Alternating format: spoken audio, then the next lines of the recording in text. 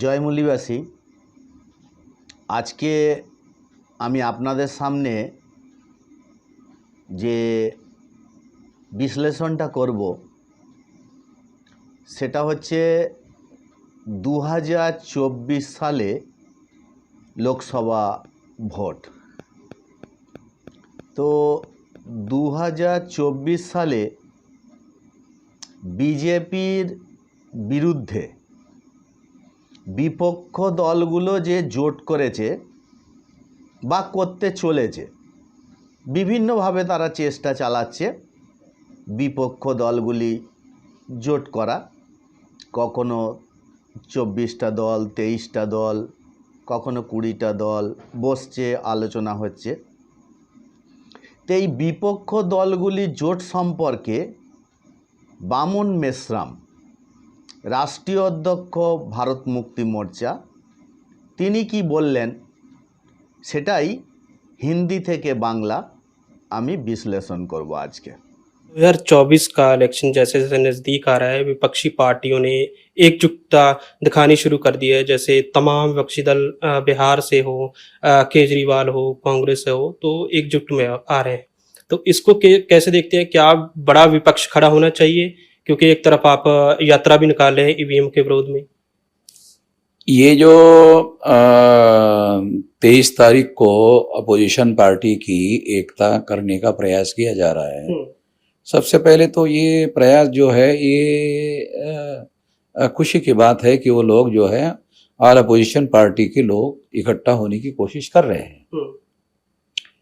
मगर उनके अंदर भी बहुत सारे अंतर्विरोध है, इसके बावजूद भी इकट्ठा आने की वो कोशिश कर रहे हैं।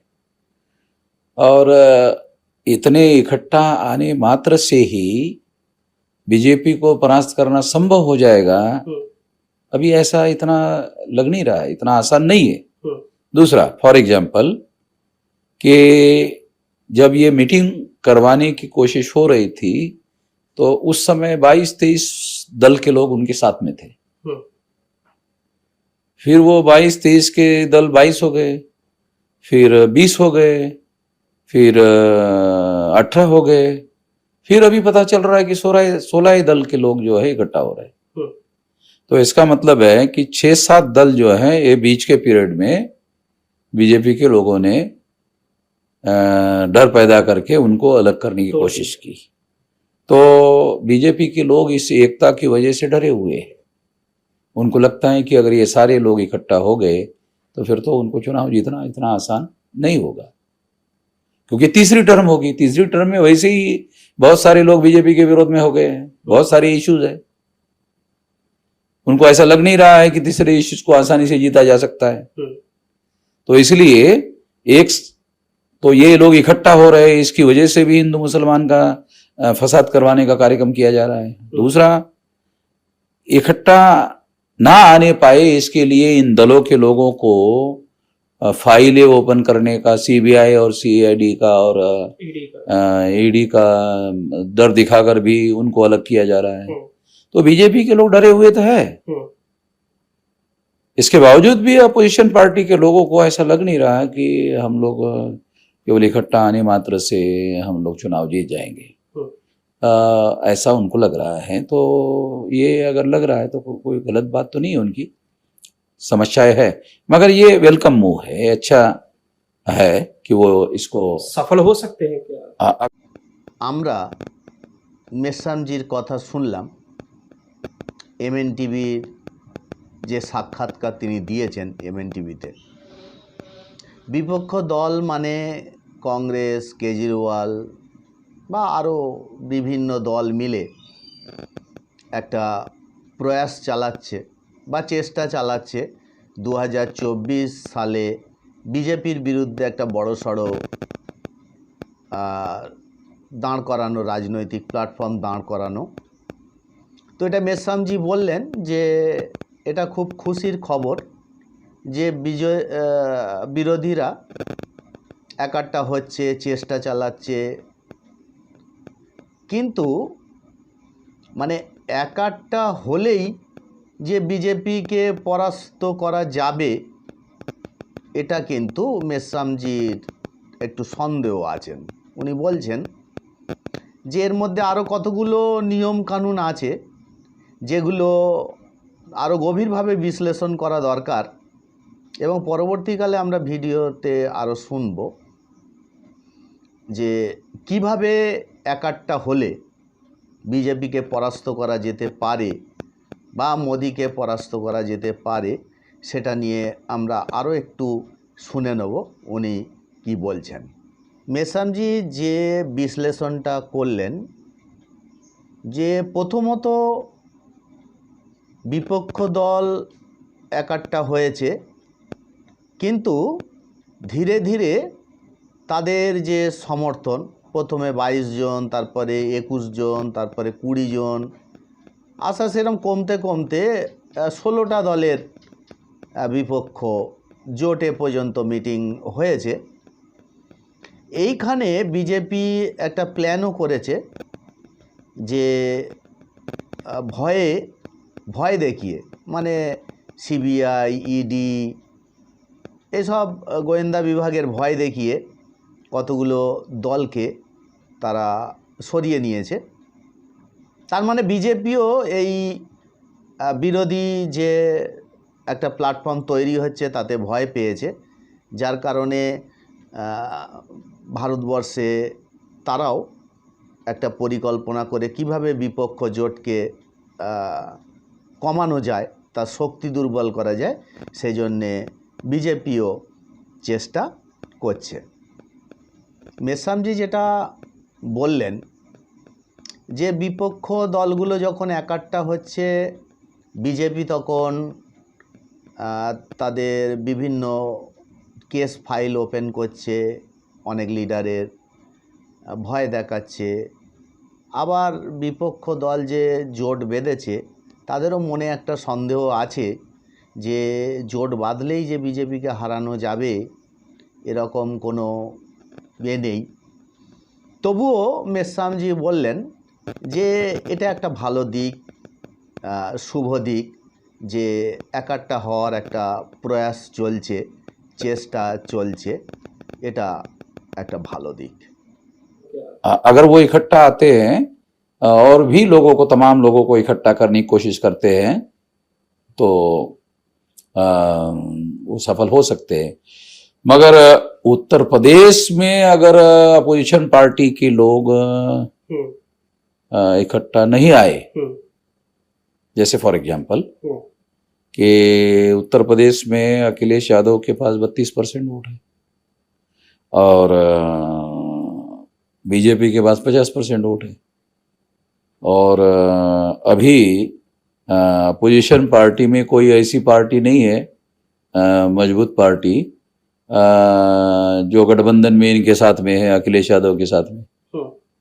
तो इसकी वजह से अखिलेश को अकेले ही मुकाबला करना पड़ेगा, तो बीजेपी को ज्यादा सीटें मिलने के चांसेस है।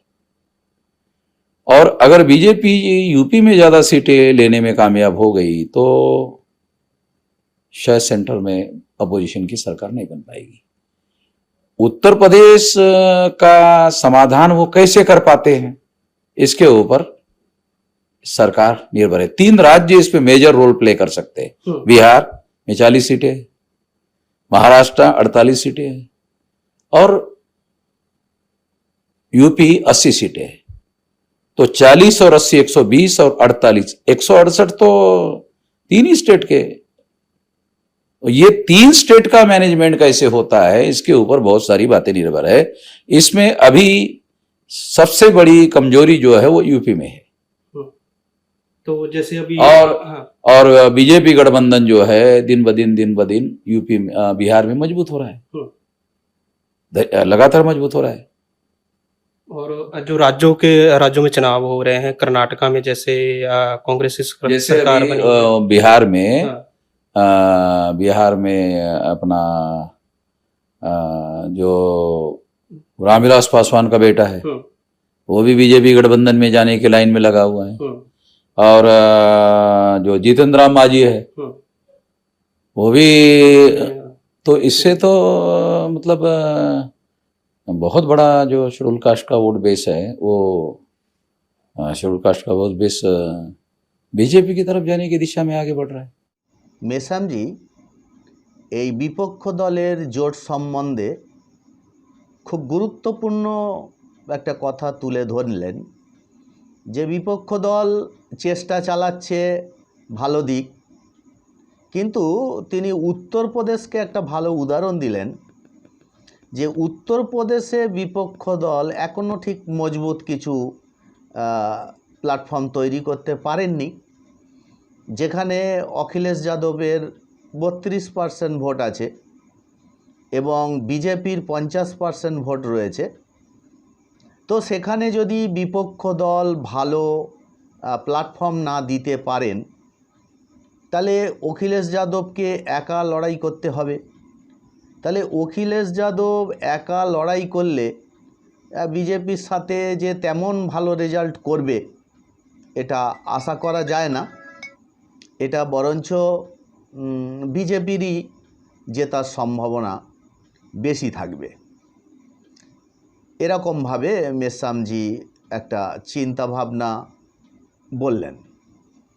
খুব গুরুত্বপূর্ণ বিশ্লেষণ মেশ্রামজি করলেন যে যদি উত্তরপ্রদেশে বিজেপিকে আটকাতে না পারে বিপক্ষ দল, তাহলে সেন্ট্রালে বিজেপি এসে যাবে, এটা মানে রোকার কোনো সম্ভাবনা নেই।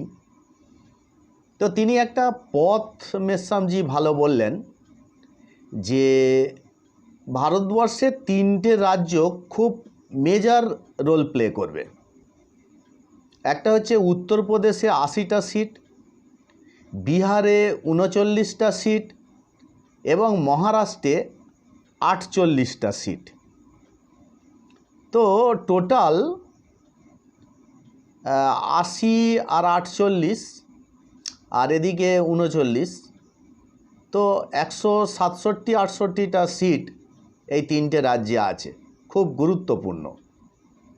তো এই 3টে রাজ্যর মধ্যে যদি বিপক্ষ দল ঠিকমতো না করতে পারে তাহলে বিপক্ষ দলের পক্ষে বড় একটা সম্ভাবনা আনা খুব মুশকিল হয়ে যাবে। এটা উনি একটা ভবিষ্যৎ পরিকল্পনার কথা তুলে ধরলেন।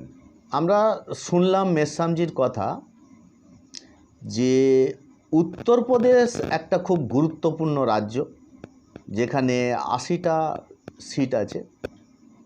সেখানে বিপক্ষ দল যদি দুর্বল থাকে সেখানে একটা অসুবিধার অবস্থা রয়েছে। দ্বিতীয় কথা হচ্ছে বিহার, দিনকে দিন বিজেপির এটা প্রভাবটা বাড়ছে। যেমন রামবিলাস পাসওয়ানের ছেলে, সে বিজেপির দিকে লাইন লাগিয়েছে এবং জিতেন্দ্র মাঝি সেও ওই দিকেই লাইন লাগিয়েছে। তো দিনকে দিন বিহারে বিজেপির যে সাপোর্টার জোট, সে যদি এগিয়ে যায় তাহলে বিজেপিকে রোকা খুব মুশকিল হয়ে যাবে। তো এই 3টে রাজ্য, মহারাষ্ট্র, বিহার এবং উত্তরপ্রদেশ, এই 3টে রাজ্যকে নিয়ে খুব স্পেশাল একটা বিপক্ষ যে দল হয়েছে প্ল্যাটফর্ম, তাকে নিয়ে স্পেশাল একটা চিন্তা ভাবনা করতে হবে, যেটা মেশ্রামজি একটা দৃষ্টিकोण উল্লেখ করে তিনি বললেন। इसका अगर कोई उपाय अपोजिशन पार्टी के गठबंधन वालों ने नहीं किया तो बिहार भी हद से जा सकता है, क्योंकि ये चुनाव जो है मोदी वर्सेस लड़ा जाने वाला है। अगर ये मोदी वर्सेस राहुल गांधी के नाम पर चुनाव लड़ा जाता है फिर तो 200% गारंटी है मोदी ही जीतेगा, क्योंकि दूर दूर तक मोदी वर्सेस राहुल गांधी में कोई समानता नहीं है।